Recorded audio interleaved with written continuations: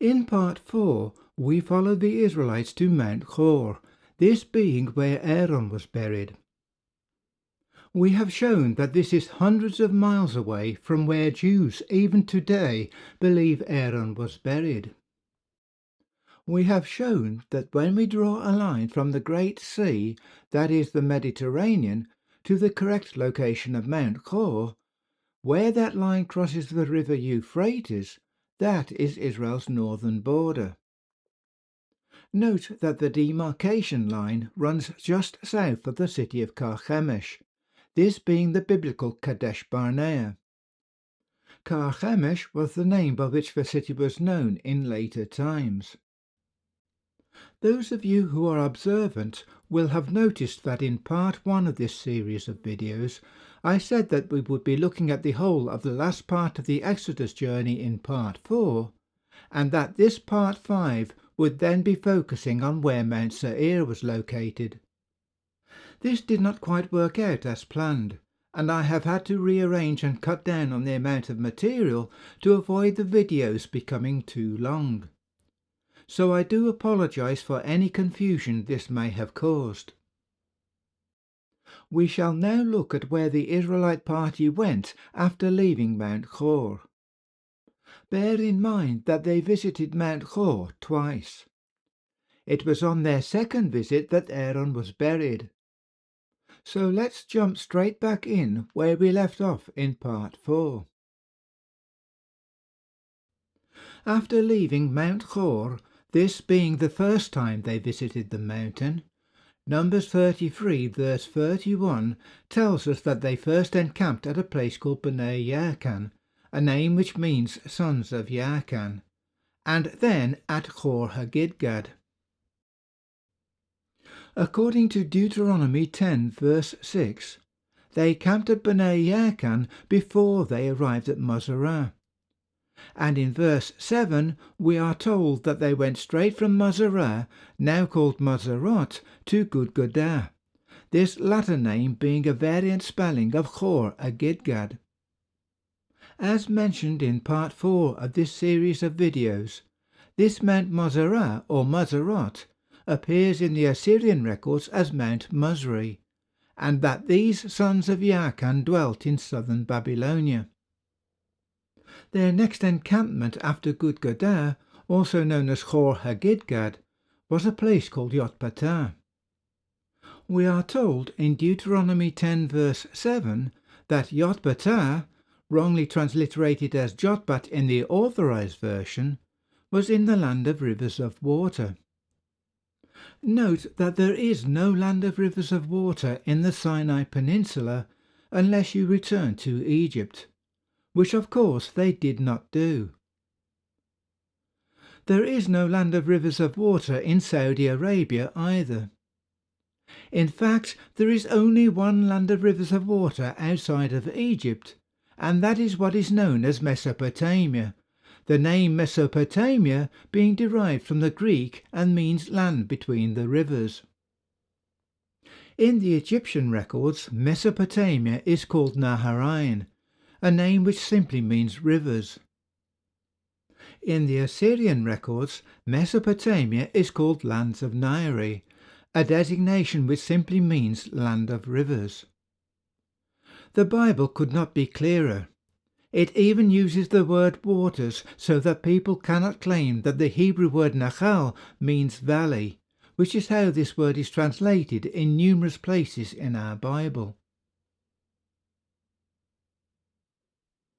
Jotbatah, or more correctly Yotbatah, appears to be the city which, in the Assyrian records, is variously called Tabete, Tabete, and Dabete. This city has been identified by archaeologists as Tel Taban, a city which was located on the river Chabur in Mesopotamia. Note the dropping of the initial syllable so that Yotbatah becomes Tabete. This is a typical phonetic phenomenon which we discussed in part 1 of this video series. If you can recall, Jeconiah, king of Judah, was also called Coniah, both names being used interchangeably by the prophet Jeremiah. The unusual name Gudgodah, also called Hor Hagidgad in Numbers 33 verse 33, where the Israelites camped prior to arriving at Yotbatah, seems phonetically to be equivalent to Gardigani of the Assyrian records, a city encountered by Ashurnasirpal II, king of Assyria, in his journey south to Karduniash, that is Babylon, after leaving Tabete. This place would therefore have been located somewhere to the south of Tabete, though still somewhere in Mesopotamia, and according to the Assyrian king, was also located on the river Chabor. So we have Mount Hor up here, this being the Mount Musri of the Assyrian records. If you can recall from part 4, Sargon II, king of Assyria, built his city, Dur-Shurukin, at the base of this mountain. If we go by what is recorded in the book of Numbers, from there they went to the sons of Yarkan, a people called Bit Yarkin in the Assyrian records. They dwelt somewhere here in southern Babylonia. They then went to Hor Hagidgad, also known as Gudgodah, a place we are identifying as Gardigani of the Assyrian records, which must have been located somewhere here on the river Chabor. They then went to Yotbatah, which we are identifying as the city variously called Tabete, Tabete and Dabete in the Assyrian records, and which, according to archaeologists, is located at Tel Taban, which they tell us was located here on the river Chabor. After Yotbatah, they went first to some unidentifiable place called Ebronah, and then, after that, they arrived at Ezion-Geber. We know where Ezion-Geber was located, so it gives us the terminus of this part of the journey. Ebronah is otherwise unattested either in the Bible or in the Assyrian records. It is tempting to identify this place as the city of Ebron mentioned in Joshua 19 verse 28, a city which belonged to the tribe of Asher and which seems to have been somewhere near Mount Carmel in northern Israel. This, however, would not make much sense, as they would not have travelled through the Promised Land to get to Ezion-Geber, and this city of Ebron was in the coastal region, many miles off the beaten track. There would also have been a number of other places nearer to them that would have been more suitable as reference points. I can only assume that this was a generic name applied to this campsite. The name Ebronah means a pass or passageway, which suggests to me that they were at that time encamped somewhere on the King's Highway, a road which was the main trade route between Egypt and Assyria, and which runs down this part of the country. I cannot see any other way of interpreting this name. As they were on their way between Yotbatah and Ezion-Geber, I am assuming that Ebronah was somewhere here by the Sea of Galilee, on the border of the land of the Amorites. This would then be halfway between the two places which we have identified with certainty. Unless I am mistaken, this campsite would have been at the place called Sukkot in Joshua 13 verse 27 and 1 Kings 7 verse 46. Why else would the place be called Sukkot? Again, this was referred to in part 1 when I said that it would be considered further in part 4. Due to the rearrangement mentioned at the beginning of this video, this has had to be left till this final part of this series of videos. Let us stop for a moment and consider some of the assumptions made by scholars which have become established teachings. Note, for example, that the Lord commanded Israel to keep the Feast of Sukkot, a name which is translated either as tabernacles or as booths, both translations being permissible. Speak unto the children of Israel, saying, The 15th day of this 7th month shall be the Feast of Tabernacles for 7 days unto the Lord. And you shall take you on the first day the boughs of goodly trees, branches of palm trees, and the boughs of thick trees, and willows of the brook. And you shall rejoice before the Lord your God 7 days. And you shall keep it a feast unto the Lord 7 days in the year. It shall be a statute for ever in your generations. You shall celebrate it in the 7th month. You shall dwell in booths 7 days. All that are Israelites born shall dwell in booths. That your generations may know that I made the children of Israel to dwell in booths when I brought them out of the land of Egypt. I am the Lord your God. So why am I drawing this to your attention? There are people claiming that Moses led the Israelites through a barren desert wilderness for 40 years. Where do you find willow trees, here called willows of the brook, or any goodly tree with thick boughs in dry, arid desert conditions? The accepted teaching is that the Israelites wandered round and round what is today known as the Sinai Peninsula for 40 years. Where would they have found these trees in the Sinai Peninsula? Willow trees in particular need a good supply of water. Israel spent 40 years wandering in the Midbar. This Hebrew word Midbar means a wilderness, grassland or pasturage. Consider the Canadian wilderness. Is the Canadian wilderness a desert? No, of course not. This word Midbar simply means a wild, uninhabited, uncultivated place, and also includes land fit for pasturage. There is actually a different Hebrew word for what we are today calling a desert. This is the word arava, a word which means a dry land or a desert. If you can recall what was said in part 4 of this video series, the half-tribe of Manasseh and the tribes of Gad and Reuben decided to remain in the wilderness to the east of the river Jordan because it was good pasturage for cattle. Wilderness does not mean a dry, arid desert land. In Isaiah 35 verse 1 we read, "The wilderness and the parched land shall be glad, and the desert shall rejoice and blossom as the rose." Note that the word translated as wilderness is Midbar. The word translated as desert is Arava.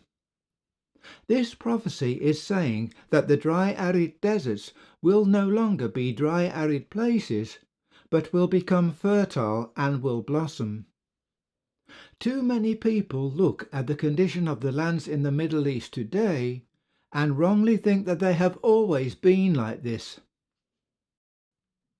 In the book of Numbers we read, "And while the children of Israel were in the wilderness, that is Midbar, they found a man that gathered sticks upon the Sabbath day." Where do you find sticks in a desert? The tabernacle was made with a lot of wood. The wood in question is understood to have been acacia, as well as badger skins. Again, where do you find a good supply of trees in a desert? And since when did badgers live in deserts? It is interesting to note that the Greek word eremon for wilderness, which is often translated as desert, likewise simply means a place which is deserted, and, like the Hebrew word midbar, can refer to land fit for pasturage. The Greek writer Hippocrates, for example, wrote, "What is called the Scythian desert is a prairie, rich in meadows, high-lying and well-watered. For the rivers which carry off the water from the plains are large." Basically, the meaning of desert has changed over time. The word desert originally meant a place which was deserted or abandoned. We have corrupted the meaning and now only use the word desert to mean a dry, arid place. But this was not its original meaning or intent. Having demonstrated that a good part of those 40 years of wandering through the wilderness occurred in Mesopotamia, this completely changes our perspective of what the Bible is actually telling us.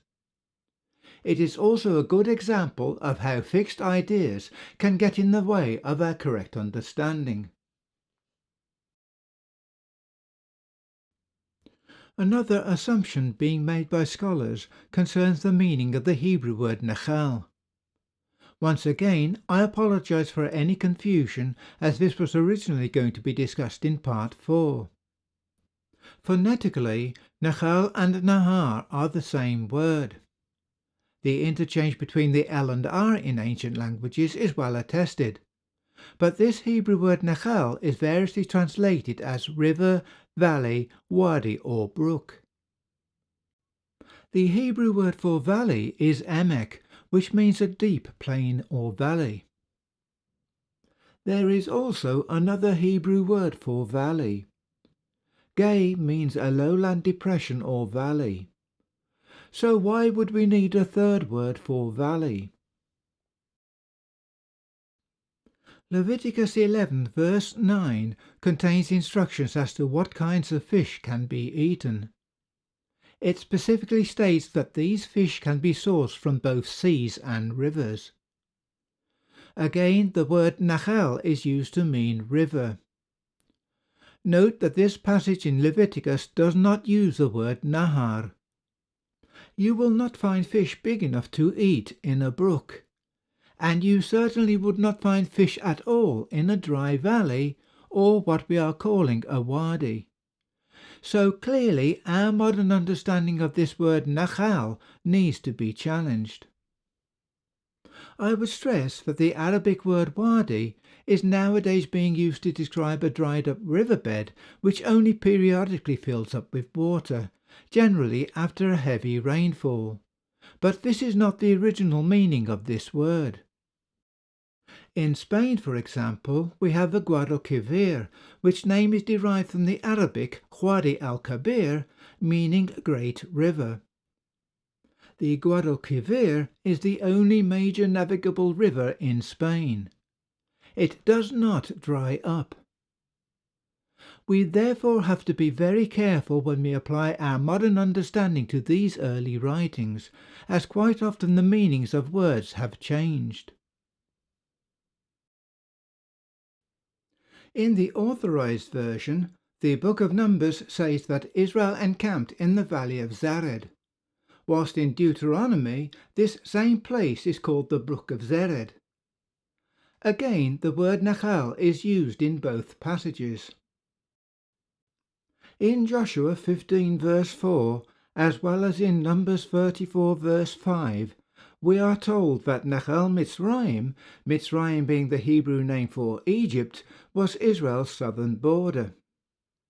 This Nachal is identifiable as the Wadi al-Arish, this now being a dry riverbed.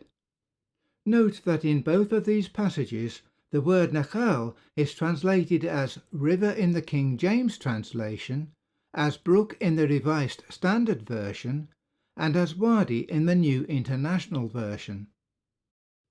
In the book of Genesis, however, where it once again talks about Israel's southern border being the river of Egypt, called Wadi of Egypt in the NIV, the word translated as river is now Nahar, showing quite clearly that Nachal is merely a phonetic variation on the name Nahar.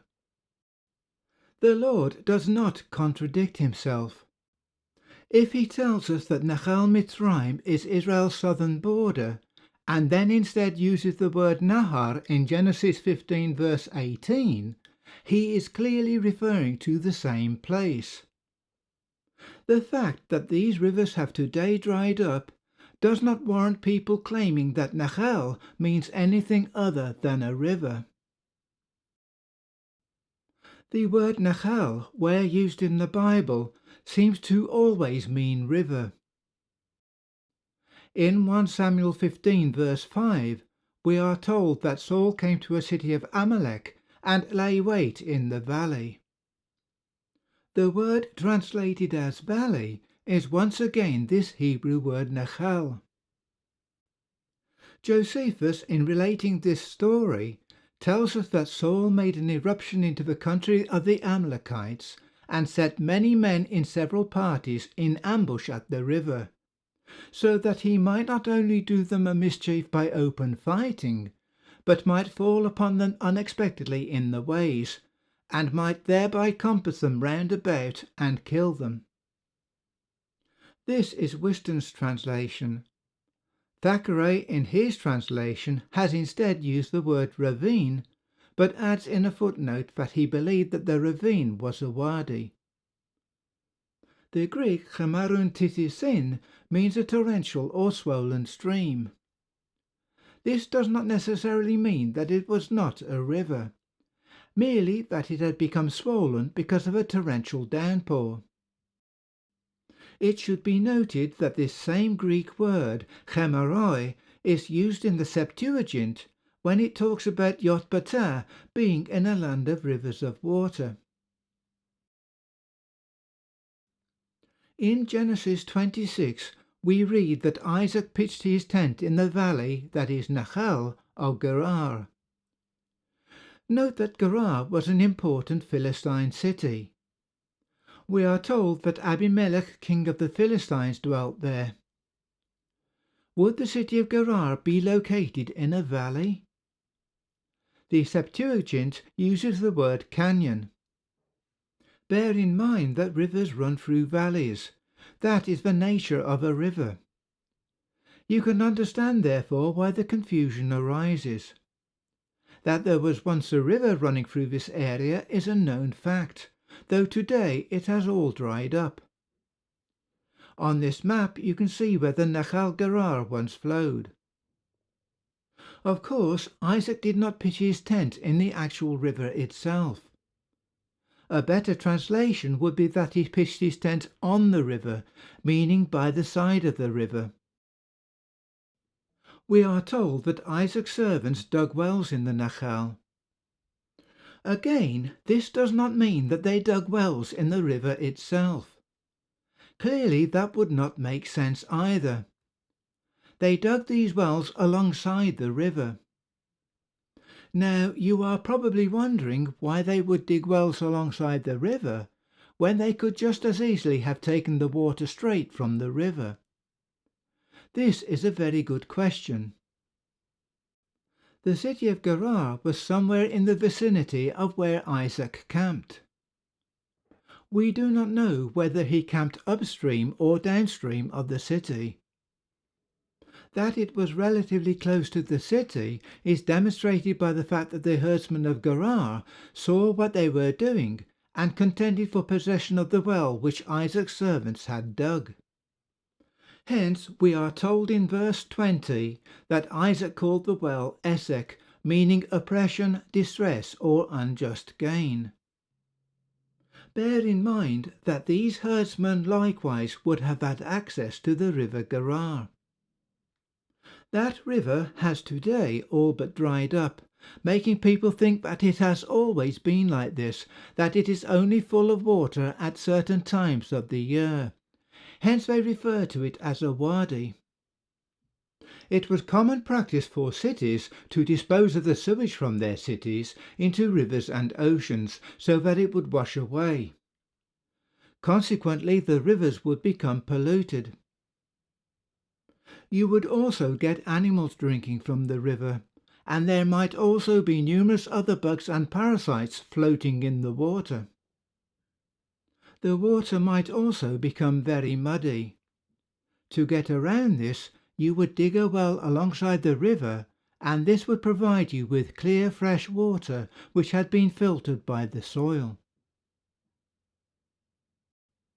Having demonstrated that Mount Sinai is in northwest Saudi Arabia, and that the Israelites were camped at the foot of Jebel al-Lawz, we see from aerial footage of the site that there was once a large lake there.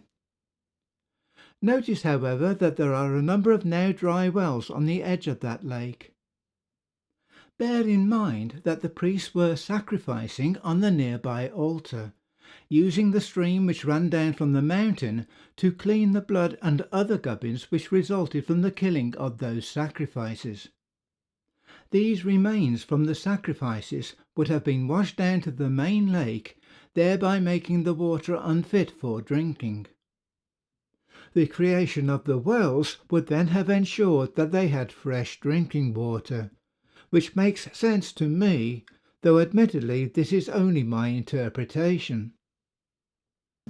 In this image, we're looking from north to south. The peak of the mountain is to the right. The stream comes down from Jebel Makla here. It's joined by the stream from Jebel Haifa here.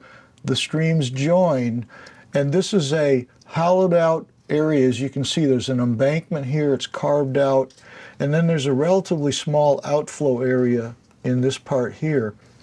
If this area had been dammed up at some point in antiquity, a pond would form in here, and it would be a fairly good-sized pond, as deep as maybe 12 feet in the middle. Along this area is evidence of some dry wells, I'll call them. And when they get to a certain depth, sometimes it's a foot, sometimes it's 2 feet, it'll gradually fill up with water. The seepage in the sand and gravels coming down from the wadi, from the heights, will fill this hole up with seepage, and they'll drink that water. It's called a tamila in Arabic. And what we may have here are about 17, 18 foot in diameter tamila, dry wells or seep holes that have been constructed. If in antiquity water had ponded in this area, it raised the water level in this region. If you went to the bank and dug your seep holes, you could harvest the water from this ponding area, and if you protected them with stones, you could bring cattle to water there, or many people could come and draw water without caving in the sides and muddying the water. I do not totally agree with Dr. Fritz's interpretation, as cattle would not have been able to reach down the well to drink the water straight from it. As he himself admits, cattle would cause the sides of the well to collapse. Bear in mind also that they would have had a lot of animals, so even if they were able to drink from the well with the reinforced stone wall shown here, it would not have accommodated any large number of animals. Consider also the close proximity of this well to the other one. Would they have dug a well which was intended for animals so close to one which was for human use? He doesn't even explain why they would have dug wells at the side of the lake when they could just as easily have drawn water from the lake itself. Hopefully I have already answered this question for you. So whilst Dr. Fritz makes some very valid points which support my interpretation, I would argue that these wells would have been for human consumption. The animals would have drunk from the main lake which once existed there. The same could be said for the river Gerar, where Isaac's servants dug their wells. Consider the following passage, this being a blessing given by Balaam. How goodly are thy tents, O Jacob, and thy tabernacles, O Israel! As the valleys are they spread forth, as gardens by the river's side, as the trees of line aloes which the Lord hath planted, and as cedar trees beside the waters. He shall pour the water out of his buckets, and his seed shall be in many waters, and his king shall be higher than Agag, and his kingdom shall be exalted. The word here translated as valleys is this same word nachal. Do valleys or wadis spread forth? By contrast, the word translated as river is nahar. Whether or not the scribes have wrongly copied nachal in one place and nahar in another is neither here nor there.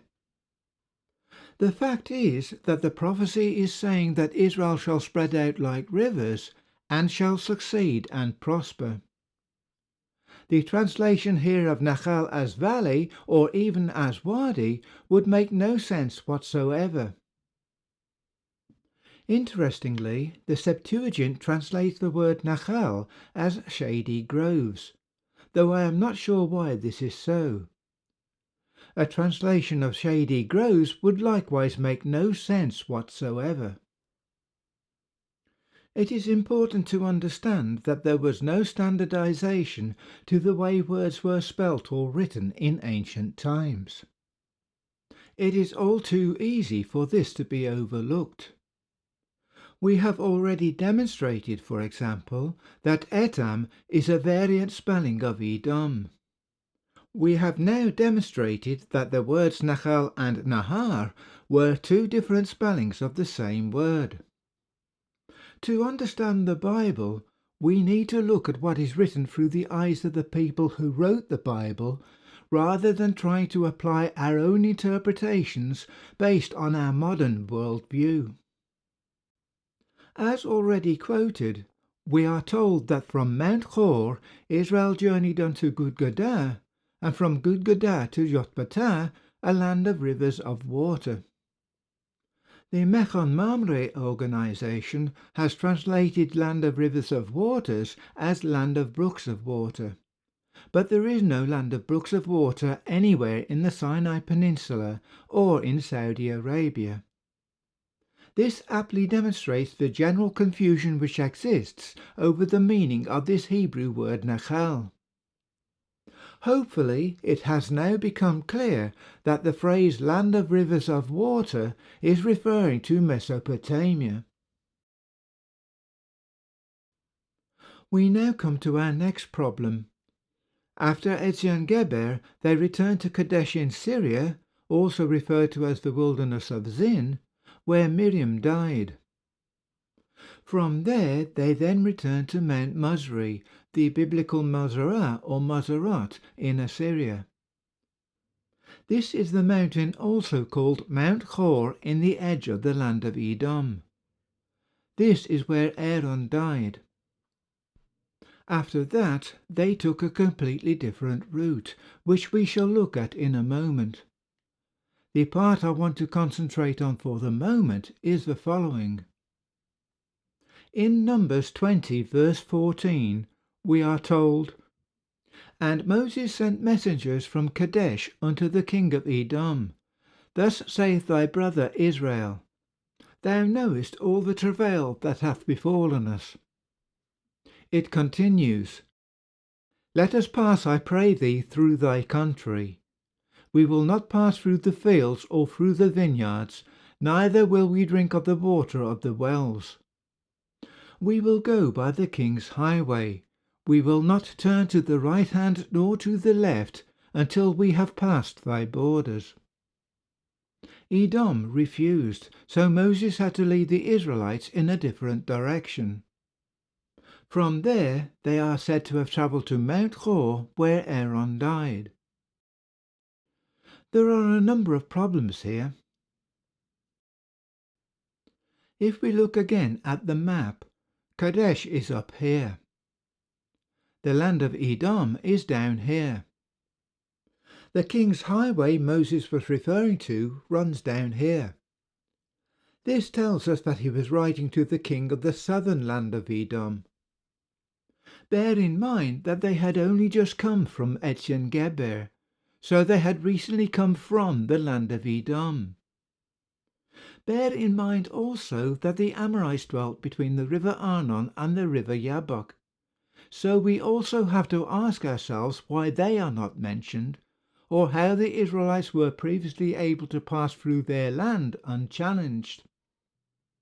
In this context, the position of this statement that Moses wrote to the king of Edom makes no sense if placed here during their second visit to Kadesh, but makes slightly more sense if this letter was sent during their first visit to Kadesh. It seems to me that after the spies had brought back a bad report which led to them not being allowed to enter the Promised Land, Moses was intending to take the Israelites back to Mount Sinai, though even this suggestion is not without its difficulties. Even if we assume that the messengers were sent to the king of Edom during their first visit to Kadesh, we should bear in mind that they had only recently come from Mount Sinai, which means that they had already passed through the land of Edom to get to that place. Nevertheless, this entry in the book of Numbers seems to better fit the circumstances of their first visit to Kadesh, and it would presumably have been after this refusal by the king of Edom to allow them passage that the Israelites tried to take possession of the promised land by their own initiative. If you can recall, the scribes had to restore the Bible from records which had been damaged by fire when the Chaldean king Nebuchadnezzar conquered Jerusalem. I have shown that the scribes have, in places, restored some of the records in the wrong order, and have at times inadvertently combined two different passages which don't belong together, as well as adding their own commentary, which has only served to confuse matters further. Take, for instance, the statement in Exodus 17, verse 7, "And he called the name of the place Massah and Meribah because of the chiding of the children of Israel, and because they tempted the Lord, saying, Is the Lord among us or not?" Massah was down here. Meribah, which is also called Meribah Kadesh, as in Numbers 27 verse 14 and Deuteronomy 32 verse 51, was up here in the north of the country. These two places were a little over 700 miles apart, this being around 1100 kilometers. The scribes have mistakenly combined two separate sources. In part 3 of this series of videos, we discussed the incorrect placement of Jethro's visit recorded in Exodus chapter 18, about which even the rabbinical opinion is divided as to whether or not this passage is in the wrong place. The passage refers to Jethro arriving at the mountain of God before they had even arrived at Mount Sinai, and in verse 20 it refers to the keeping of the law and ordinances which had not at that time been given. With these errors in mind, there is therefore every likelihood that the messengers Moses sent to the king of Edom were sent during their first visit to Kadesh. Let us now turn to the final part of the journey. After Aaron had died, they encamped at a number of unknown sites. From Mount Hor, they went first to some unknown location called Salmanah, then to Punon, then Obot, and then Abarim, a name which means hills or mounds of Abarim, the latter being in the border of Moab. This is what those hills of Abarim look like. Note that they came down from Mount Hor to the east, that is toward the sun rising of the land of Moab. And they journeyed from Obot and pitched at Abarim in the wilderness which is before Moab toward the sun rising. This means that they were now coming down the east side of the country, travelling somewhere down here. In Numbers 21 verse 6 we read, "And the Lord sent fiery serpents among the people, and they bit the people, and much people of Israel died." Although it doesn't say here where the Israelites were camped, we can work out by looking at Numbers 33 that they were at that time at the campsite known as Punon. Note that the Hebrew word pun means to become weak or helpless, which suitably describes the situation they were in. It is interesting to note also that the Arabic word afan, which is phonetically similar to the Hebrew word pun, means an adder or viper. I shan't go into this in any detail here, other than to state that, according to my reckoning, when they were at Punon, they were sighted somewhere just north of what in later times was known as the Hejaz range of mountains in Saudi Arabia. They were there early in the year, when the flying serpents described by Herodotus, Strabo, and other classical writers were preparing for their mass migration from Saudi Arabia to Egypt. These flying serpents which inhabited the forests of southern Saudi Arabia were highly venomous. The Greek writer Diodorus stated that their bite was totally incurable, a statement supported by Strabo. If anyone is interested, I cover these creatures in more detail in my video entitled Dinosaur Heresy Part 1. They were highly venomous flying lizards. So I reckon the Punon was somewhere down here. This means that they came down this way from Assyria to this region of Saudi Arabia, this route taking them to the east of the land of Moab, this being towards the sunrise as stated in Numbers 21 verse 11, and then around and up towards the river Arnon. In part 1 of this series, I mentioned that there was a problem with Numbers 21 verse 4, which states, "And they journeyed from Mount Hor by the way of the Red Sea, that is Yam Suf, to compass the land of Edom. And the soul of the people was much discouraged because of the way."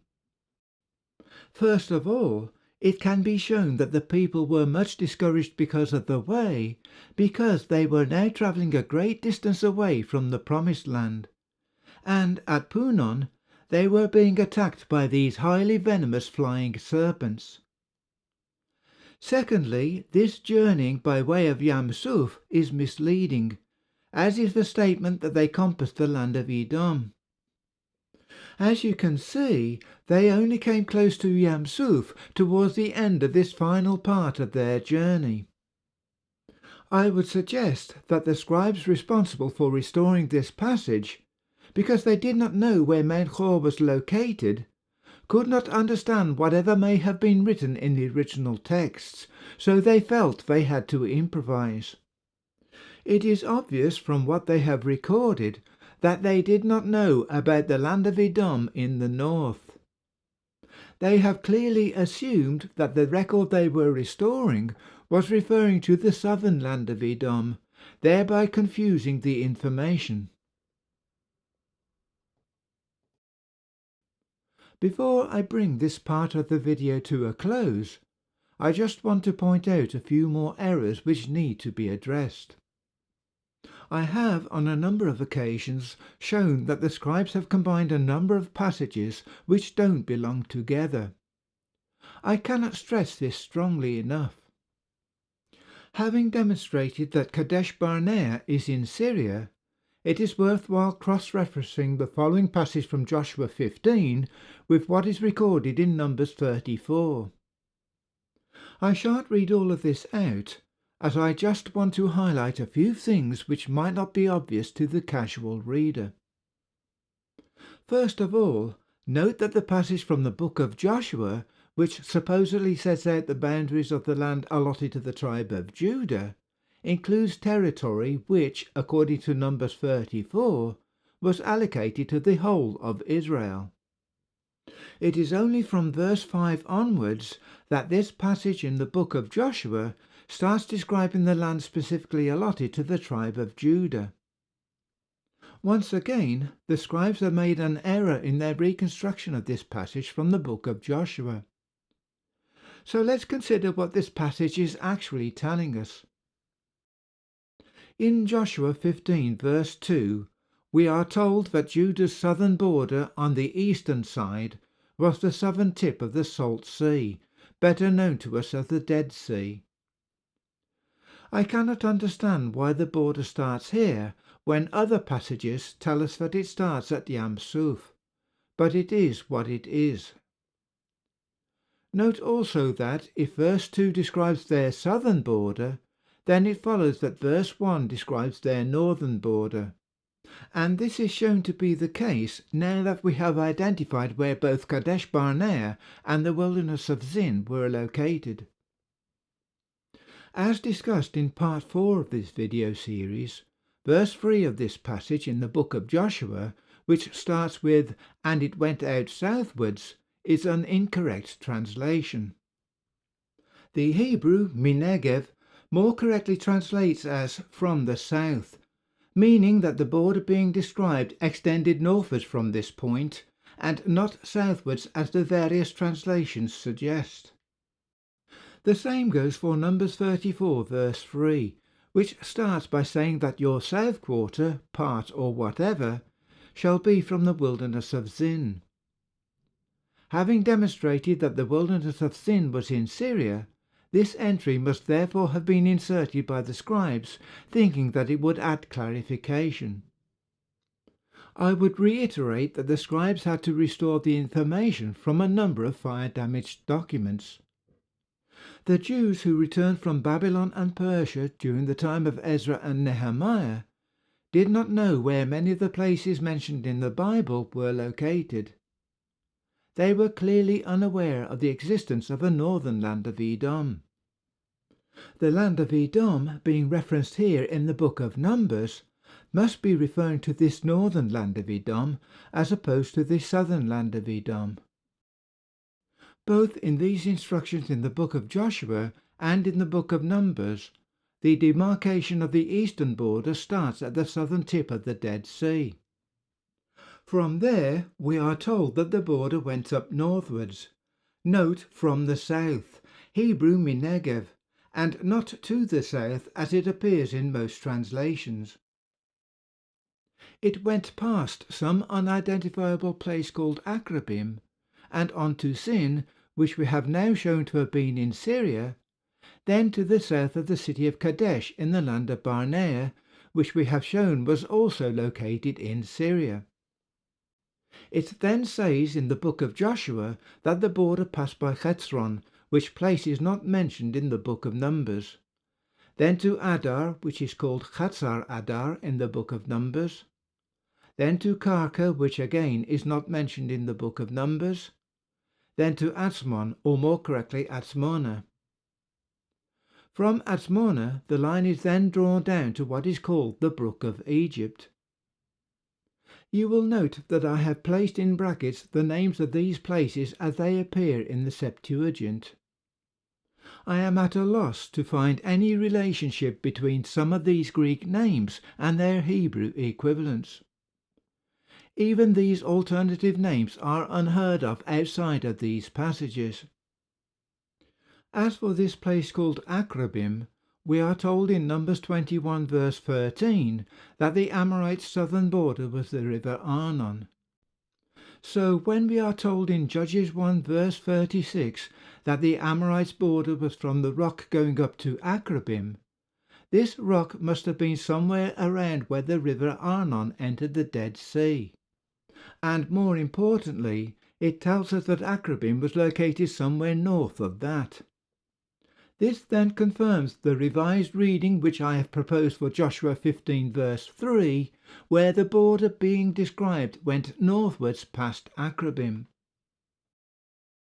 So let us now look at what this means. So this is the Salt or Dead Sea. Akrabim must have been somewhere here. Kadesh Barnea, which I am identifying as being the ancient name of the city, which in later times was known as Carchemish, was here. And this is where the Assyrian records come in handy. Karka, which appears in the Assyrian records as Karkar, is understood to have been located somewhere in this region. Chetzron, which seems to be the place called Saruna in the Assyrian records, is understood to have been located somewhere in this region. Here the initial syllable has been dropped and the Hebrew letter Sadi has been transliterated as an S, both of these being common phonetic changes. We discussed the various transliterations of the Hebrew letter Sadi in my video The Phoenicians Who Founded Spain. Note that in Joshua 15 verse 25 we are told that Chetzron was an alternative name for Chatzor, though this cannot be the Chetzron being referenced here, as Chetzron occurs after Kadesh Barnea, whilst Chatzor is actually located much further south, hence could not possibly have been part of Israel's northern border. I am also intrigued as to why, if Chetzron was also known as Chatzor, the city of Hazor is mentioned at the beginning of this verse 25. It would mean that Hazor was listed twice. Again, it suggests that the scribes may have added this comment based on their assumptions of what the biblical text is saying, though no doubt they would have done so with the best intentions. We have to remember that they were working from fire-damaged documents. The next two places, Hazar Adar, also known as Adar, and Atzmonah, are otherwise unattested, but must have been located somewhere in the regions along the Mediterranean coastline.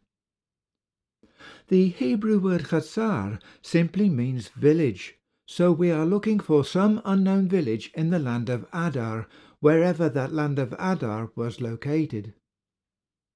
It should be noted that the Septuagint calls Hazar Adar the village of Arad, this being a metaphysis of the name Adar. Arad, however, is understood to have been located in the southeast corner of the land of Judea.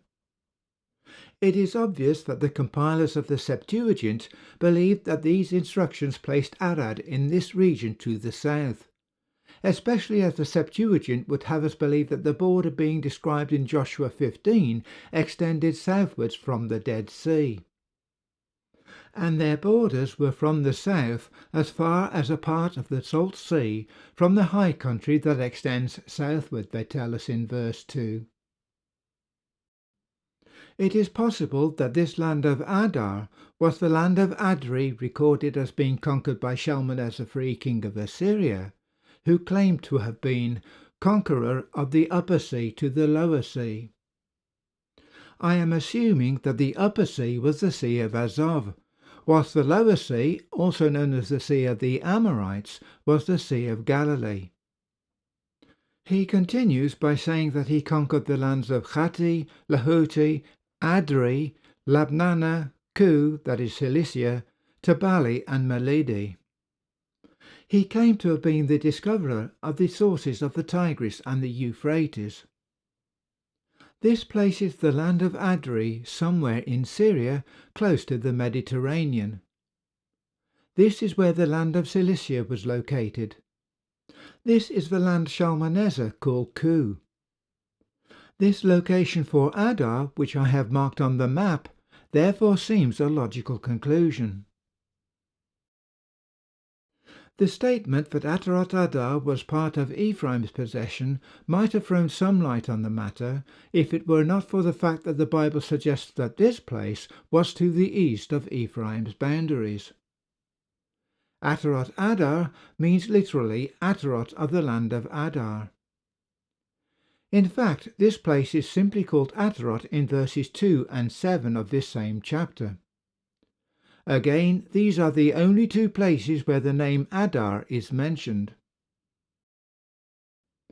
Interestingly, instead of Hazar Adar, Numbers 34 verse 8 has Zededah, a name which also appears in Ezekiel 47 verse 15, where it tells us that Zededah was somewhere in the north of the country by the Great Sea, this being the Mediterranean. Note that Zededah appears in most English translations as Zedad. The Hebrew clearly shows the name as Zededah. The entry in Numbers 34 marks out the line from Mount Hor to Zededah, and from there it lists the places in the northern border back towards a place called Chatzar Enan, which in verse 10 we are told formed part of their eastern border.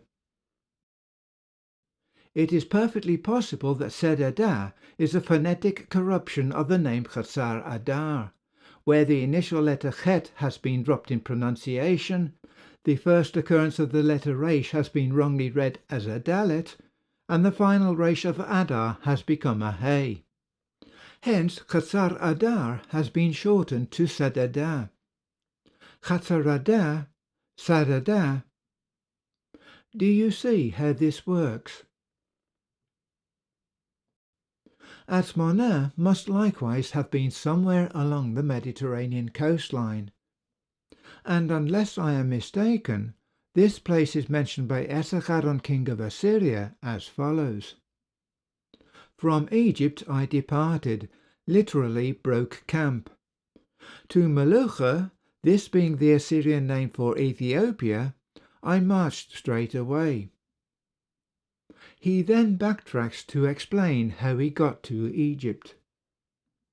Over 30 beru, that is 30 double hours of ground, from the city of Apku, which is on the border of the land of Samena, to the city of Rapiku by the side of the brook of Egypt, where there is no river.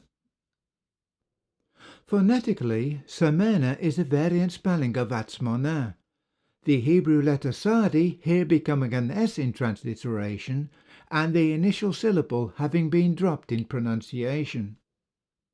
This is the only reference to this land I have been able to find in any record outside of these mentions in the books of Joshua and Numbers. Apku is understood to have possibly been the city of Aphek in Israel, and which is understood to have been located somewhere in this region as shown on this map. I have been unable to trace where Rapiku was located, but it must have been somewhere close to the city of Rhinocorora, and might even have been an alternative name for that city. The brook of Egypt is likewise understood to be Wadi al-Arish, which was here. This places the land of Atzmonah somewhere in this region. It is interesting to note that the river of Egypt, often referred to as the brook of Egypt, had dried up even during the time of Esarhaddon. The climate by that time had changed. As this border, mentioned in the books of Joshua and Numbers, runs from Syria down the coast to Egypt, I am surprised that there is no mention of Tyre or Sidon.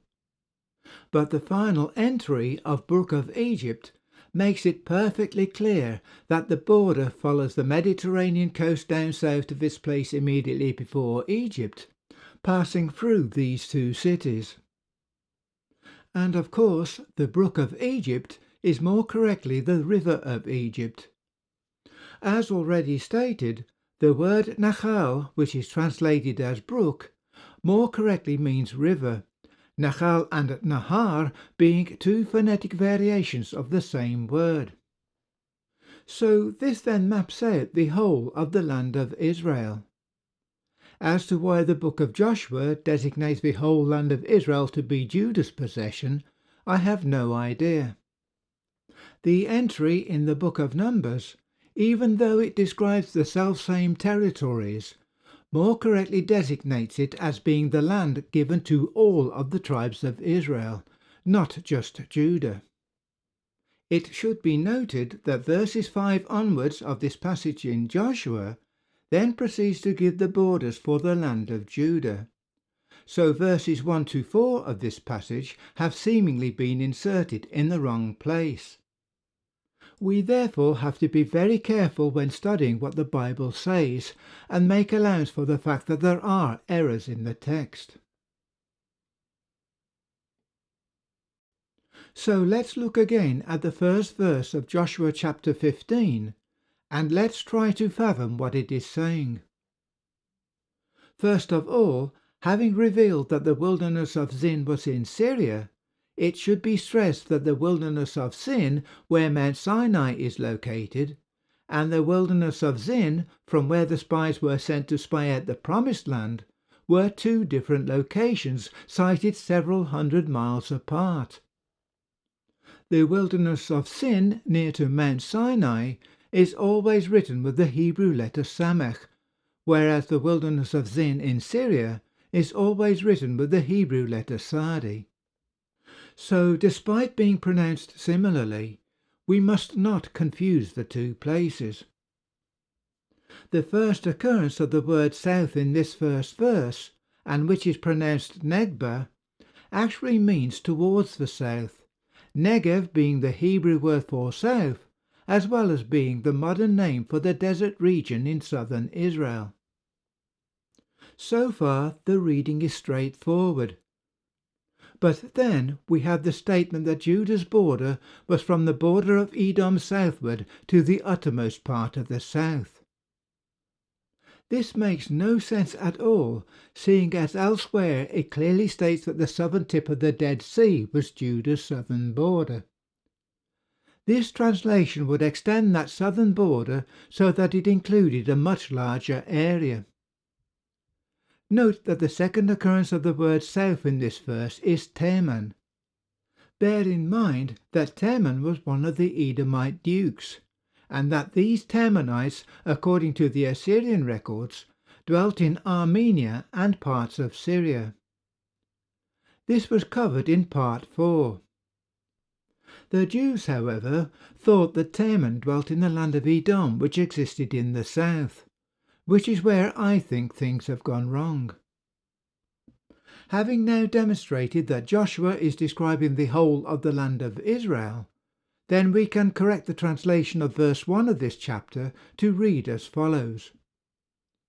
And the lot for the tribe of the children of Israel, according to their families, was unto the border of Edom, this being the northern land of Edom, the wilderness of Sin southwards, i.e. towards the Negev, from the edge of the land of Teman.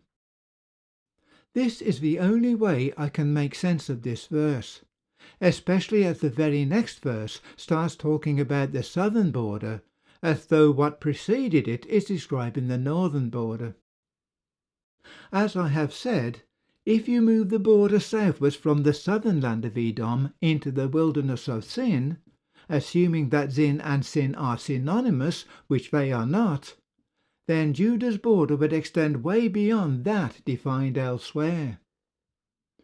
It is interesting to note that the Septuagint has, and the borders of the tribe of Judah, according to their families, were from the borders of Edomer, from the wilderness of Sin, as far as Kadesh southward.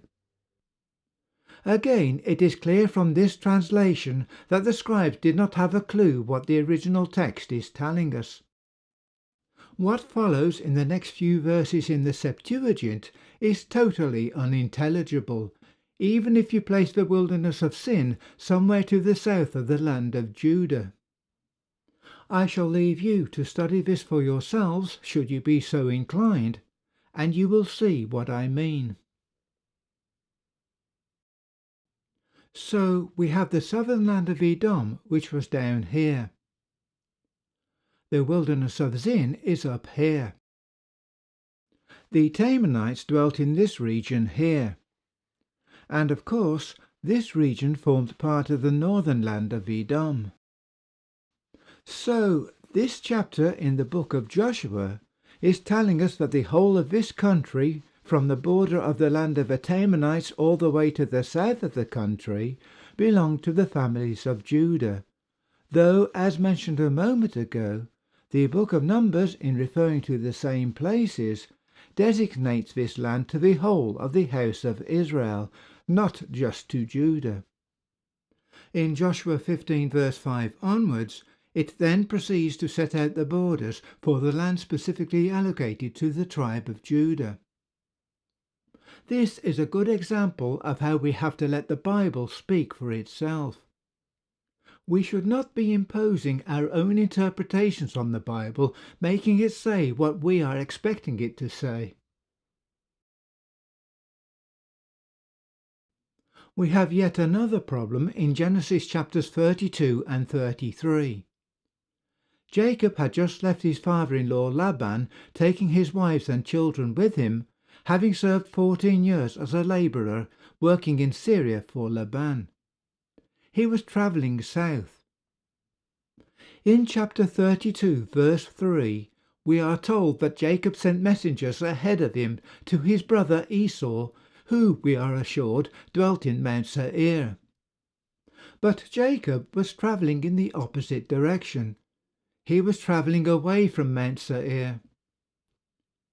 In chapter 33 verse 16, after greeting Jacob and his family, we are told that Esau returned to Mount Seir. As Jacob was travelling south away from Mount Seir, there is no way that Esau could have come out to meet him from Mount Seir. It seems that the scribes who restored this part of the record have added the bit about Mount Seir to these passages, thinking that it would add enlightenment. Esau clearly had not at that time taken possession of Mount Seir. It should be noted that Ptolemy called the Sinai Peninsula the Paran Promontory. He was clearly relating what the people living in the land at that time believed. It would therefore seem that the Jews who returned from Babylon and Persia believed that this was the wilderness of Paran. This would also explain why Josephus would have us believe that the spies entered the Promised Land from the south. They also clearly assumed that Mount Seir formed part of the southern land of Edom. This is how misleading the information contained in our current copies of the Bible can sometimes be. In this instance, the scribes seem to have added the statement about Esau coming and returning to Mount Seir, as these references to Mount Seir could not possibly have been present in the original documents. This is why I keep saying that we need to adjust our thinking when studying the Bible and to make allowance for these errors. We have shown that Mount Hor is to the north of the ancient land of Assyria. When you draw a line from the Great Sea, that is the Mediterranean, to this place, where that line crosses the river Euphrates, that is Israel's designated northern border. We are told in Numbers 33 verse 37 that Mount Hor is in the edge of the land of Edom. In Numbers 20 verse 23, the words on the border of the land of Edom are used.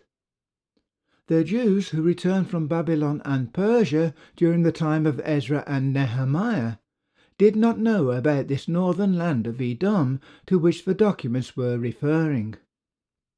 They only knew of the southern land of Edom, and did not realize that the Zagros Mountains are the biblical Mount Seir.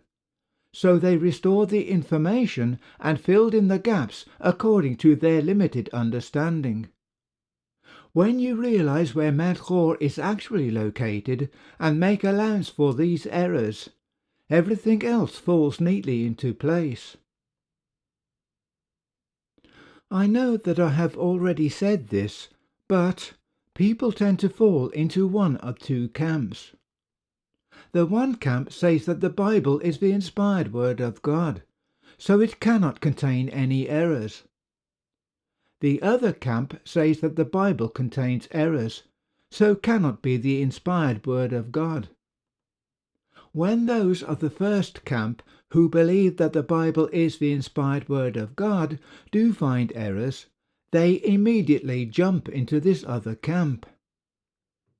However, things are not always black and white. The Bible is an authentic and reliable record which has survived the ravages of war, but has not escaped unscathed. We need to allow for the fact that the scribes had to work hard to restore what we have from documents which had been damaged by fire. We simply do not know how badly damaged some of those documents were, the original documents which they were working from having long since disappeared. It is a miracle that they were able to restore the amount of information they did restore. But we also need to make allowance for human intervention. As we have shown, the scribes could not resist adding their own comments to the narrative. This has only served to muddy the waters. We therefore need to bear these factors in mind when undertaking any in-depth study of the Bible. It should be noted that there are some scholars who believe that the Bible is a late work which dates to the Persian period. This belief has now been shown to be false. It is abundantly clear that the scribes were restoring documents from a much earlier period, thereby confirming the authenticity of the Bible. I hope that this video series has been an eye-opener for you. If you have enjoyed these videos, please spread the word so that others can also benefit from this information. Thank you for watching.